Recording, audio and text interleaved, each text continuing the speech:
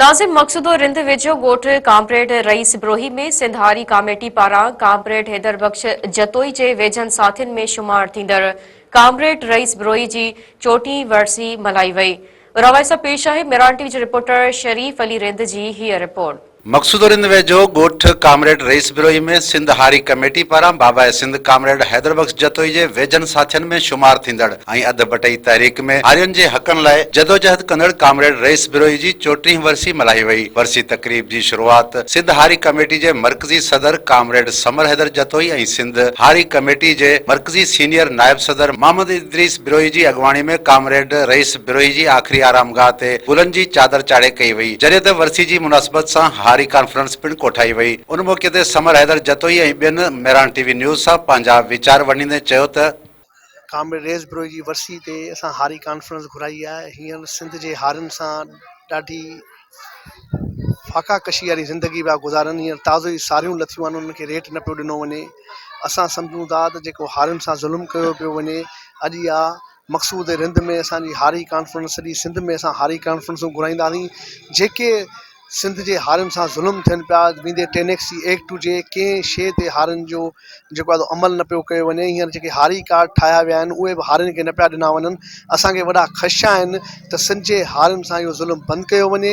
ॿी सूरत में जेके धारा आबाद कया विया आहिनि उन में बि हुकूमत अञा एतिरा पंहिंजा एफर्ट्स न पई वठे उन्हनि खे कढण जे लाइ, रुॻो इहे फ़ोटो सेशन थियनि पिया, पर धारा अञा निकिता न आहिनि सिंध मां। हिकिड़ो मसइलो न आहे, सिंध में पाणी जो मसइलो हुजे, कॉर्पोरेट फार्मिंग हुजे, सिंध जे हारियुनि सां मड़ई मसइलनि ते असां सिंध में पहिरीं हारी कॉन्फ्रेंसूं कराए पोइ इंशाअल्लाह सिंध जे रोडनि रस्तनि ते हारियुनि खे पंहिंजा हक़ वठी ॾींदा। कामरेड रईस बिरोही जी 34हीं वरसी हिते मल्हाई वई ऐं असीं पाण हुन में शामिलु थियासीं।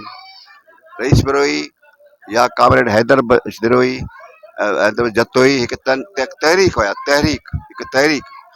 कामरेड हैदर बचोई साहब बटाई जो जॾहिं ऐलान कयो त उनखे पाणी ॾेई, रईस बिरोही साहब जेको आहे उनखे पाणी ॾेई ऐं नारो हणी ॿाहिरि निकिता हुआ।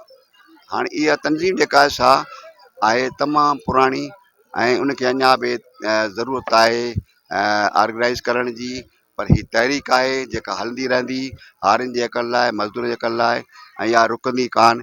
इहा लालच जी तहरीक न आहे, इहा हारी कार्ड जी तहरीक न आहे, या बेनज़ीरी कार्ड जी तहरीक न आहे, बल्कि मज़दूरनि जी हारियुनि जी तहरीक आहे जंहिंखे अॻिते हलंदी ऐं हलंदी रहंदी। असीं त ऐलान था करियूं त जेके हारियुनि सां ज़ुल्म आहिनि, ख़ासि तौरु जेके अघनि में ज़ुल्म आहिनि, इहे ख़तमु कया।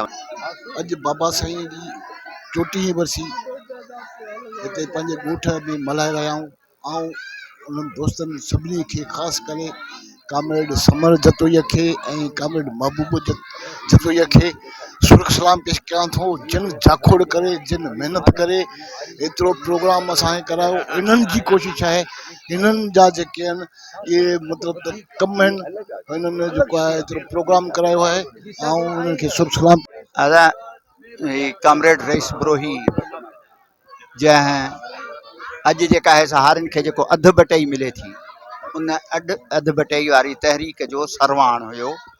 हिते जॾहिं सरहारी में हारी कॉन्फ्रेंस थिए 47 में, त उन में इहो जॾहिं हारी कॉन्फ्रेंस फ़ैसिलो कयो, हारी कमेटी फ़ैसिलो कयो त अधु बटई जी तहरीक हलाइणी आहे, त रईस बिरोही जेका आहे उहो हो जंहिं इन सीने ते हथ हयो त मूं वटां शुरूआति कयो, ऐं थो इनखे जेका आहे कया। त अॼु जेका आहे सा हारी खां उहे जेको अधु बटई वारो हुयो उहो बि खसी वियो आहे। अॼु जेका आहे सा 50 में जेको टेनेंसी एक्ट जेको आहे ठहियो उहो बि खसियो वियो आहे, ऐं उन में बि हाणे हारीअ खे जेका आहे जबरी पोरिहे जो बि शिकार बनायो वियो आहे। उन खे वधीक जेका आहे सा ट्रैक्टरनि वग़ैरहनि जे ख़र्चनि में बि लॻायो आहे, त उन लाइ ज़रूरत इन जी आहे त अॼु ॿीहर अहिड़े क़िस्म जी तहरीक हलाई।